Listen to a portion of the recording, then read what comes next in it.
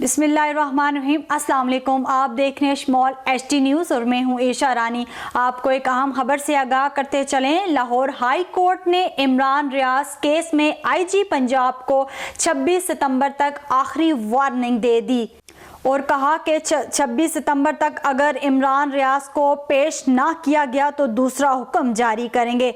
अदालत ने पूछा कि 5 माह हो गए हैं, इमरान रियाज कहाँ हैं?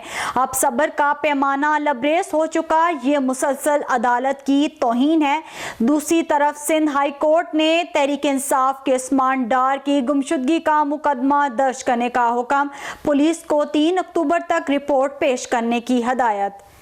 आपको एक बार फिर बताते चलें, लाहौर हाई कोर्ट ने इमरान रियाज केस में आईजी पंजाब को 26 सितंबर तक आखिरी वार्निंग दे दी और कहा कि 26 सितंबर तक अगर इमरान रियाज को पेश ना किया गया तो दूसरा हुक्म जारी करेंगे।